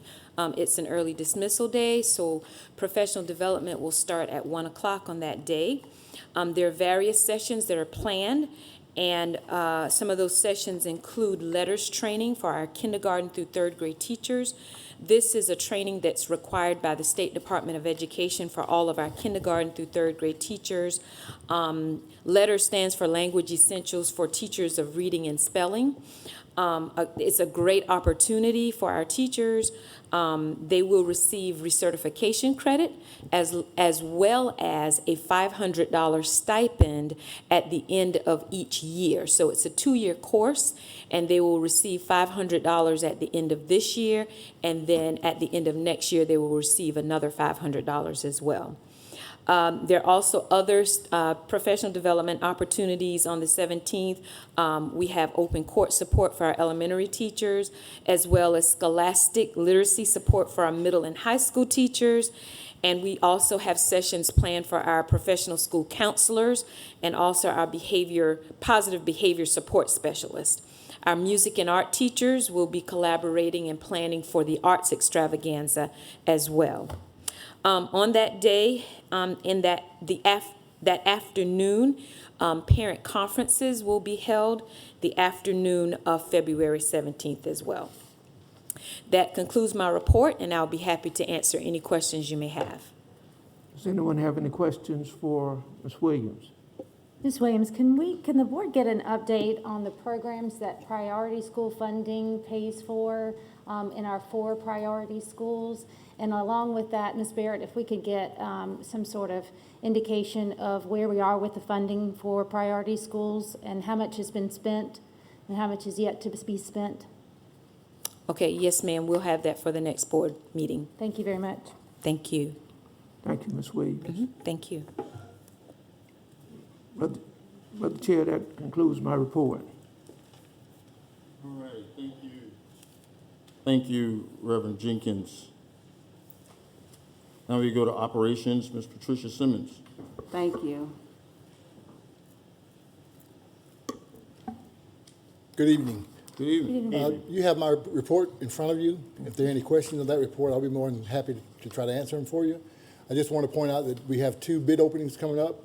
Bid openings for the paving at Thunderbolt Career Technology Center is March the 1st, and that's for both schools, the middle school and Thunderbolt Career. And then on March 15th, we have the bid opening for the roofing at Thunderbolt Career Technology Center. Okay? Awesome. I have nothing else to add unless you have some questions. Any questions? Mr. Blakeney, will those services be completed during spring break or summer at latest? Our goal is spring break, but summer at the latest, absolutely. Okay, gotcha. So it will be completed in this budget year? Yes, is your ma'am. Yes, ma'am. expectation. I wanted to ask about the middle school has some banners and the light posts that are to be painted. That was from last year's capital projects. Is Right. that something that is still in the works to be done this year? We painted all the ones on the front parking lot where we're going to do the paving. We Right. still have to do the ones in the Sixth student grade? drop-off, yes. Okay, gotcha. Will that be done by the end of? Yes. Thank you. It can be. If no more questions, that concludes my report. Thank you. Thank you, Mr. Blakely. All right, thank you, Ms. Simmons. Now we come to our public input section, which is section 12. So far, I only have 2. Does anybody else have a sheet that they want to give us for public input?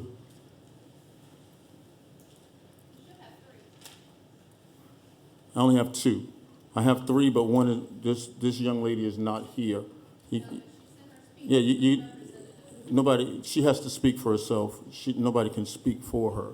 But the 2 that we have here, do we have anyone else in the audience with a, well, if not, our public input section is for the public to make comments or address the board with any concerns or issues that they might deem important. The only thing that we do during our public input is allow the speaker to know that there's nothing in the law that actually prevents you from saying anything. The only thing we ask you to do is to not speak specifically about any employee or call their names. We ask that you try to speak about positions and not names. Like, for instance, you can say, Mr. Bowman, you're a terrible representative, or you're a great representative, or however. That's fine, but we don't. I try not to ask you I ask you to try not to speak personally about any of our employees, and that's to protect the person, themselves, or the employee themselves. Okay. Of course, we all know written in law there is statute that covers slander and defamation. That statute still applies to whatever you say during this board meeting. That person has the ability or the legal right to file slander or defamation charges against you. Okay? So at this time, we'll start with Ms. Samantha Flatten.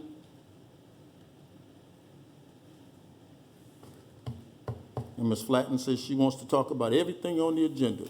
Oh, I need All right, Ms. Flatten, you have 3 minutes for your public input. I'm going to be timing your 3 minutes. Okay? So your 3 minutes starts now. Hey, Ms. Flatten, how are you? I'm good. How are you? Wonderful. Unfortunately, I can't be there tonight due to illness, so I found someone to read my speech on my behalf. I want to start off by saying that I have been an employee of Colleton County School District for 23 years. I'm a product of this district, as are my parents, siblings, children, and husband. I truly love teaching the students of Colleton County. They have my heart. I am truly ashamed that we rarely see our elected school board members or superintendent in our schools. This year, I've seen 0 board members at CCMS and passed the superintendent one time as I was walking by the main office. If you were in the trenches, you would not be so blind to the issues in this school. I truly feel that we cannot be fixed by a 6th grade campus or a modified calendar. What problems does a 6th grade academy actually solve? What problems does a modified calendar actually solve? Seems to me y'all are anxious to spend money that will eventually run out if those proposals don't work. Then what are we left with? Y'all have held public forums, but limited the questions to those written upon arrival or submitted ahead of time via email. Yet the questions of the public have not been addressed. We have seen the same presentation repeatedly. It's become lip service now. When questions are asked, most are answered with, "I can't divulge that information at this time." So, well, when can it be divulged? In most businesses and schools, the leaders share changes and big ideas with their employees before you open to a community. Why not rally for the teachers' staff support before throwing us to the wolves with shock? Dr. Cave says she has met with her superintendent student senate advisory team a few times. How is a group of 20 middle and high school students representative of the population of Colleton County? When is she going to meet with the teachers, with the parents? When are you, our elected school board members, going to meet with us and find out what's really going on? When are you going to address our concerns? We, teachers, staff, are tired of having little to no voice in the decisions that impact our work. It seems as if our professional opinions mean nothing. I have never felt less valued than I have this school year. The district has amazing teachers. We're about to lose a lot of them. How are y'all planning to compensate for such a loss? I implore you to come talk with us, to come into the schools, to spend an entire day. It seems as if y'all would listen to the ones you were elected to represent and not jump on the bandwagon of someone new to our district with a lot of expensive initiatives she wants to implement. To create change, there must be a majority buy-in. You must have a leader that communicates openly and makes connection with teachers, staff, and the public. Someone who seeks multiple perspectives and practices active listening. That isn't happening. You need to start small and go slow. This too much, too fast, too hard outlook you have is killing your support. A truly outstanding leader and school board would seek authentic, honest feedback and use it for the betterment. Morale of a school starts at the district level. I hope y'all really ponder these things I've said tonight and reach out to us teachers, staff, parents, and community members to see how it helps our students and be an advocate for those that elected you. That's from Miss Robin Mabry at the middle school. Her thoughts are a lot more important than mine after the fact, after you've already discussed policies that are of honestly, you do have That's 3 minutes. you should Ms. Flatten. recluse yourself from that, but that's a whole nother. Her thoughts were more important than mine. Thank you, Ms. Flatten.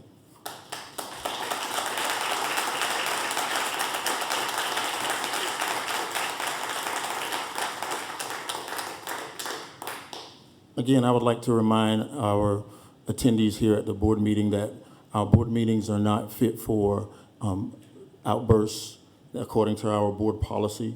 So I would ask that you please refrain from any spontaneous outbursts after our public input speakers speak. Thank you so much. Okay, right now we would move forward with our next public input speaker, Ms. Shannon Dandridge, I believe it is. Good afternoon, Ms. Dandridge. How are you? Absolutely great.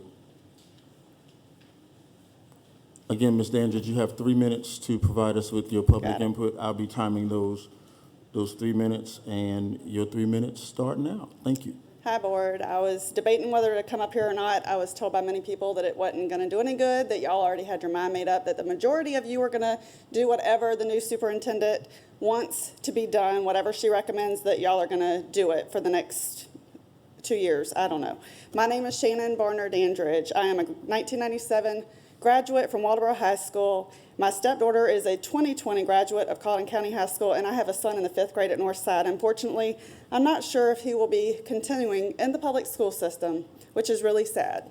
I'm here as an advocate for my son and for the teachers that are in this district that are too afraid to speak up for retaliation, for possible retaliation. I know that the new superintendent was hired because she was the highest qualified transitional applicant, and this was important to the board as you are wanting drastic changes to bring up our state scores, which is what this is all about. In my opinion, it starts with getting the behavior in the classrooms under control. The behaviors are out of control. I don't know where you got your figures from, but that is absolutely crazy. Have you stepped into the elementary school? The elementary school, the behaviors are absolutely crazy. My child is in pain every day from the behaviors in his classroom. Ms. Dandridge? Yes. I would ask that you present your information to the board and not to anyone in the gallery. Got okay, it. please? Thank you, ma'am. I stopped the time when I told you that. You still have your 3 minutes. Go ahead. Thank you. So the behaviors are where it needs to start, Dr. Cave. Again, Ms. Sorry. Dandridge, I ask you to please direct your comments to the board. I know, but I never get to talk to her because she doesn't want to have interaction, so. Well, during this public input, I'm just asking you to please Okay. direct All right, your let me go comments to with the board. okay.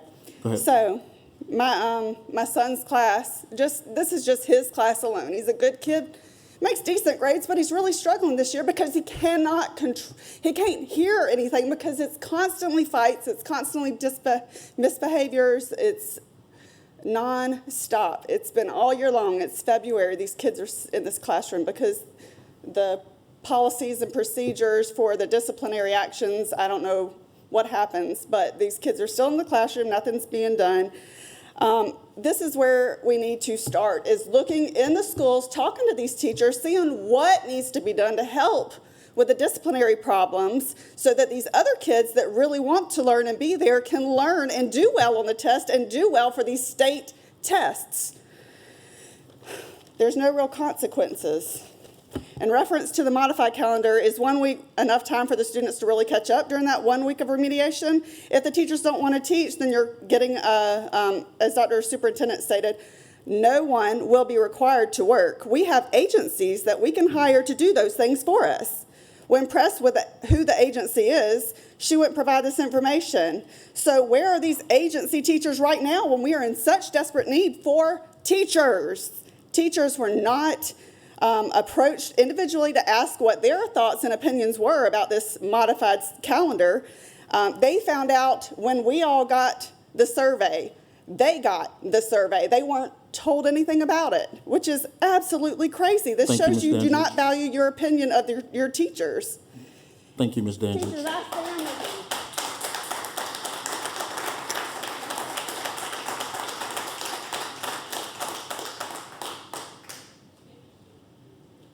All right, anybody else with any public comment before we move on? All right, at this time, we're going to go into executive session to discuss the 3 items that are listed on our agenda, item number 13.1, 13.2, and 13.3.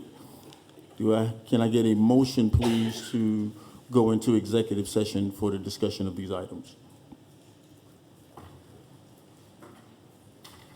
Mr. Chair, I'd like to make a motion that we go into executive session for 13.01, discussion of employment, appointment, compensation, promotion, demotion, discipline, and release related to employees' employment separation.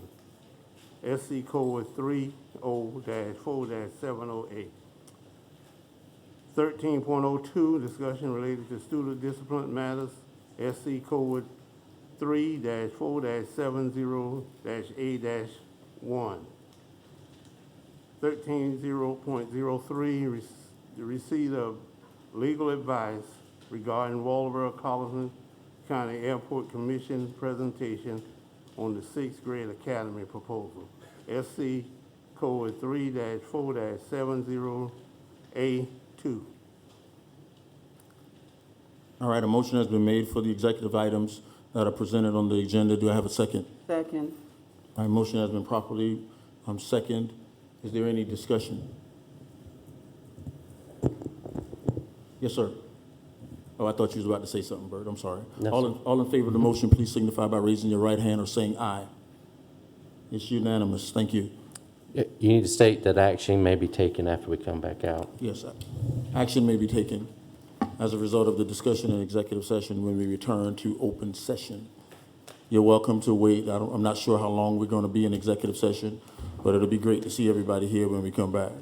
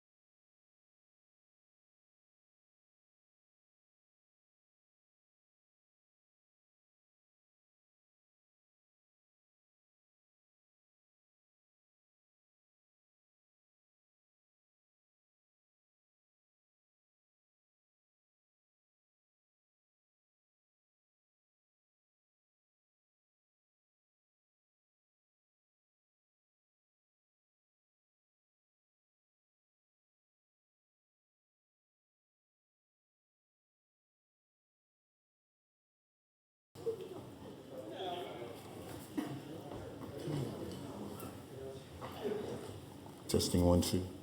Can I get a motion to return to open session, please? Mr. Chairman, I make a motion that we go back into open session. Second. Motion to return to open session has been made by Mr. Murdoch and second by Reverend Harry Jenkins. Do I hear any discussion? Hearing none, all in favor, please signify by saying aye. Aye. That was everybody? Yeah.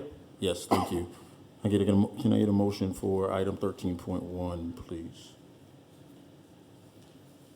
Chair, I'd like to make a motion that we accept the recommendations for the district level administrative recommendations for the 22-23 school year.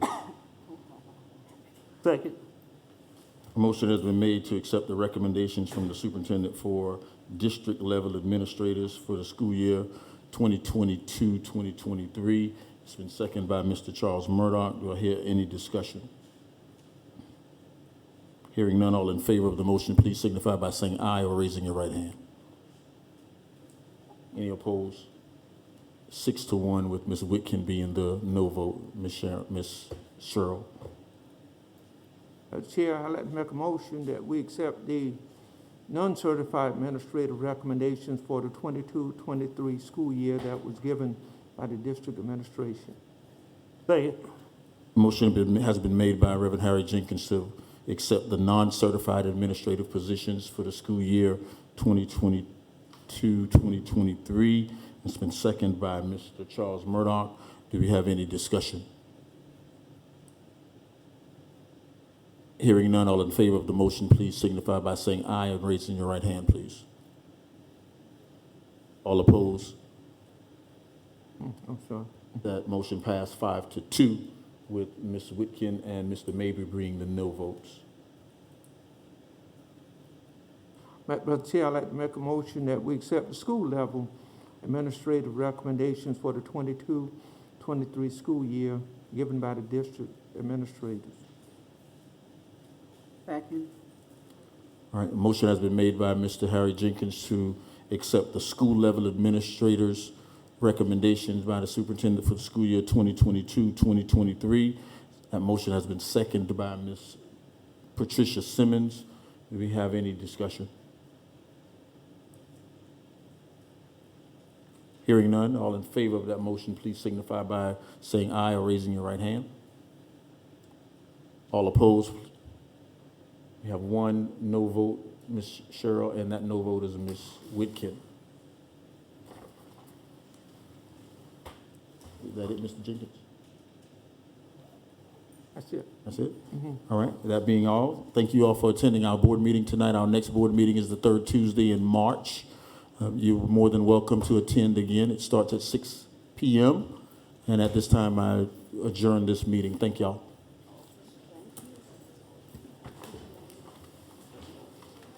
Have a good night.